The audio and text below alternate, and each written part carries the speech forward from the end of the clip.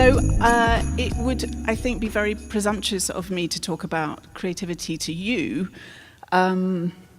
which is why I was completely stumped as to what to say. And I kept emailing Wendy saying, the muse hasn't arrived yet. I was literally writing things down as I was listening. So forgive me for reading, forgive me for having slides and for standing behind a lectern. It's the opposite of what I want to be doing, but let's see what comes out of my mouth. Okay, clicker. I also haven't used a clicker before. So I thought what I'd do is just to think about four images, or acts of creativity that I respond to, and just tell you why. And that's all I can do, I think. There is a version of this this presentation, which is about really getting to the heart, insightfully, of the current state of independent film, sustainability issues, but I'm not going to do that. I'm just going to show you some pictures and say why I like them. Three of the four images come from a book, an art book I was given when I was a child, and I think it was called something like this. It had a patrician title like The History of Western Art.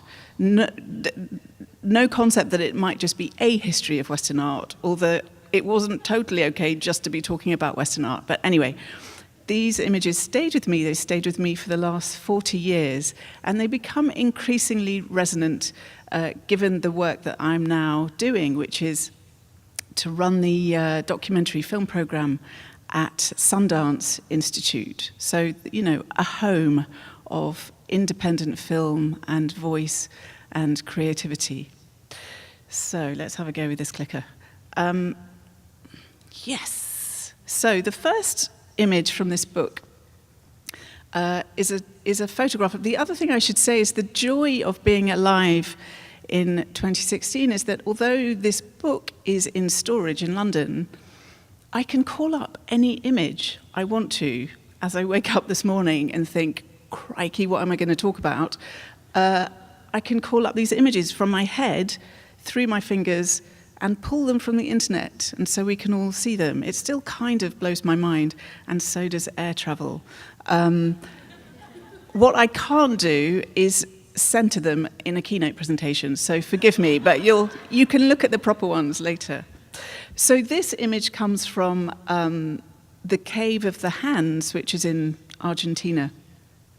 And it is, the work was made somewhere between 9,000 and 13,000 years ago. And even as a kid, I didn't know any of that stuff as a kid, but seeing the picture, those hands are a kind of pure, visceral, immediate act of communication. And they could have been made a moment ago. And the fact that they're made 13,000 years ago is kind of extraordinary, reaching across time. Also, the desire for someone to do that is extraordinary and incredibly recognizable. But a couple of years ago, this was discovered. It's kind of difficult to see for you, but this was discovered in an island, in an Indonesian island called Sulawesi, and it also features the hand stencils, which are done using a pipe and blowing pigment through onto your hands. And there you can see this strange animal called something like a sirabusi, which means pig deer. So not only is that a crazy-ass animal to have in the world, the pig deer, it's also, we think, the first piece of figurative art, because they dated the mineral sedimentation over the top of this rock, and it is at least 40,000 years old. 40,000 years old, it's just extraordinary, but still this desire with the hands to say, I'm here in the world, I have a voice. And also with the crazy pig deer to say, and this is what I see.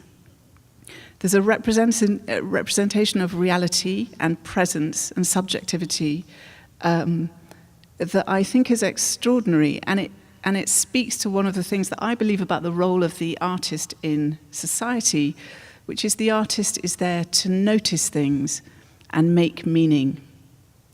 I don't know what the meaning of the pig deer is, unless it's to say, that is a crazy-ass animal, I'm going to draw that on the wall of a cave.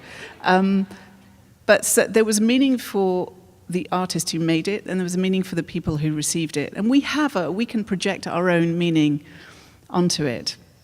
But I think that was kind of stunning, and I'm proud of myself that even as a little kid, that the hands spoke to me. So fast forward 38,000 years, and as a schoolgirl in England, we were taught, I don't know if it's forced down your throats in the same way in America, but the Bayeux Tapestry. And the Bayeux Tapestry is a piece of embroidery which describes the conquest of Britain by the French. And we've always had a rivalry with the French, but it reached a peak when they actually invaded us and beat us in 1066. And after that, we were speaking French, and that's why lots of our language is a bit Frenchy. That's why we spell theatre and centre different way. Anyway, sorry, I don't know what I'm going on. But it's fascinating. So this thing, the Bayeux Tapestry, is an incredible piece of work. And as we, in a couple of weeks in the UK, face this momentous vote as to whether we want to leave Europe or not, which of course we can't leave Europe, we're in Europe, it's a political decision. But it made me think again of the Bayeux Tapestry, and also as a kid we were always taken to see the Bayeux Tapestry in Normandy. And at that point, I couldn't understand why everyone was so surprised that the French had beaten us, because they were led by William the Conqueror, and surely the clue was in his name. This was called William the Conqueror. Of course he was going to... We had Harold. Anyway. Sorry, I'm going off my own script here. So this is just a detail from the tapestry, and you can see... King Harold, who has taken an arrow to the eye, just where you see the words Harrow and then his head and then the L and the D, he's just taken an arrow to the eye, and that is going to determine English and British history until now. But it's not, the Bayeux Tapestry is not just a description of a historical event, it's a thing. It's 230 feet long. And it's got, 70 scenes depicting this long narrative. And it's a beautiful thing. So again, as I think about documentaries, they are not just about something. They are pieces of art and work in and of themselves. And we were taught at school, because obviously William the Conqueror, won. And so this tapestry was made in England by English needlewomen in Kent. And again, it's a quite phenomenal piece of work. But the narrative was determined by who commissioned it, and that was William the Conqueror's brother-in-law, called Odo. So the story it tells is the story from the French perspective.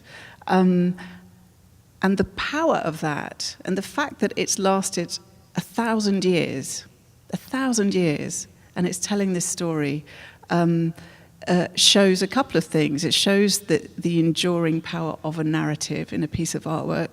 It also shows that the funder often gets the glory, Odo as the funder. I don't know who the storyteller was, but I know who the funder was. That's something we can learn from. But as I think of this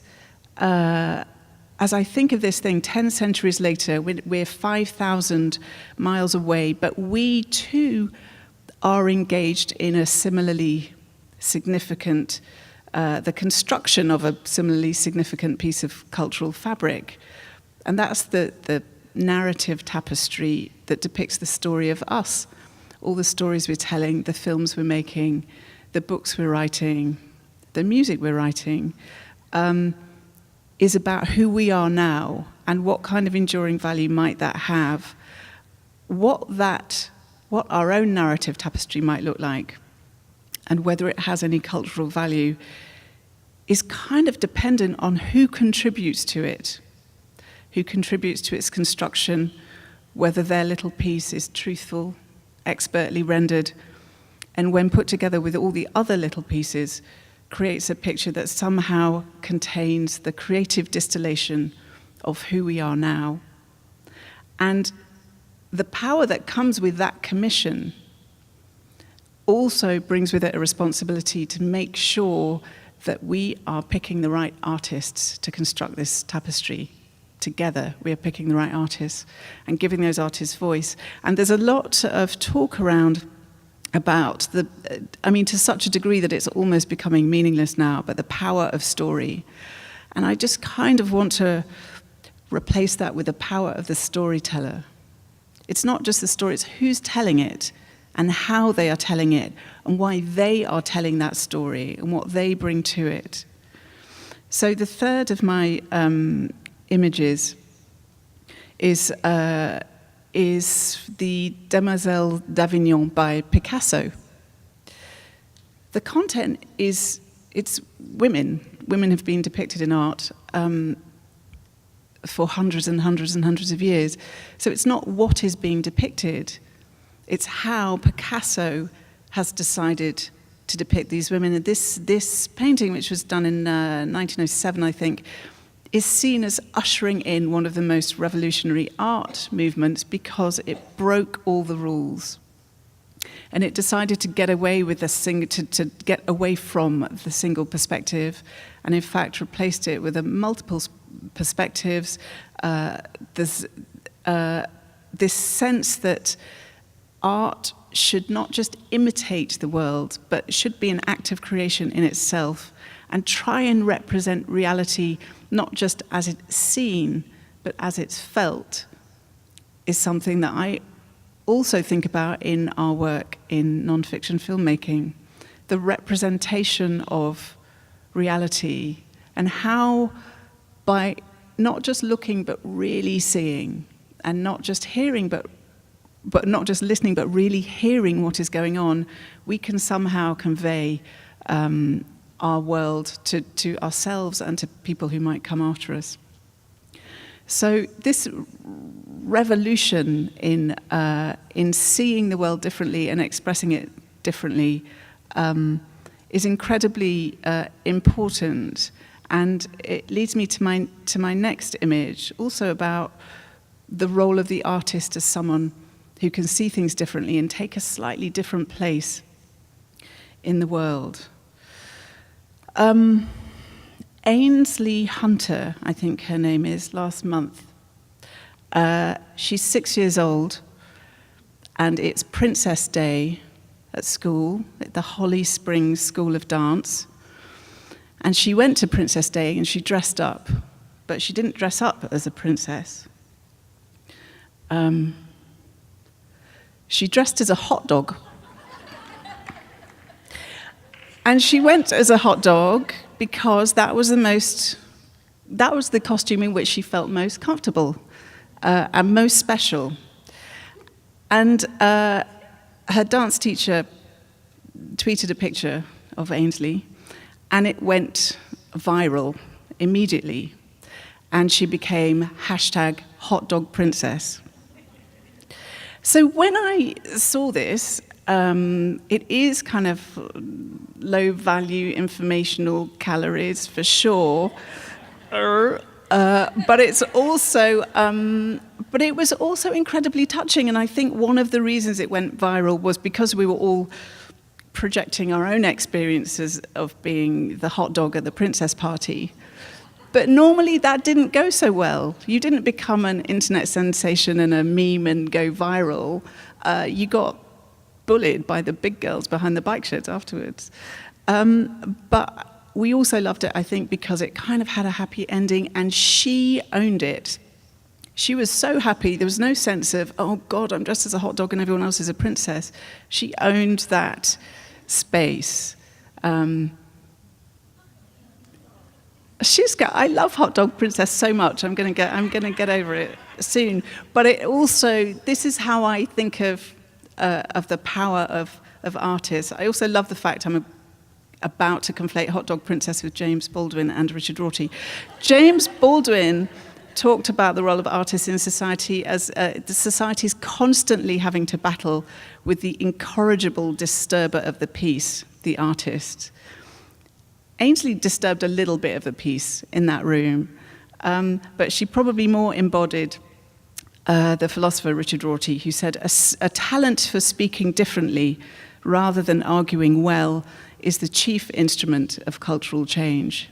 It was her difference that made me think about what it is to belong or to challenge the orthodoxy or to step outside conventions, and also just to recognize something very human in myself.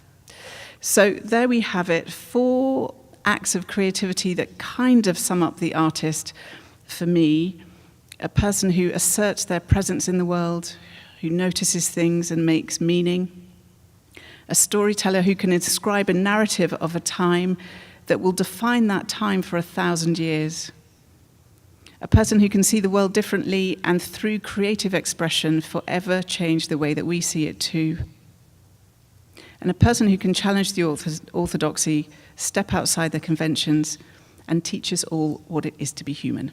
Thank you.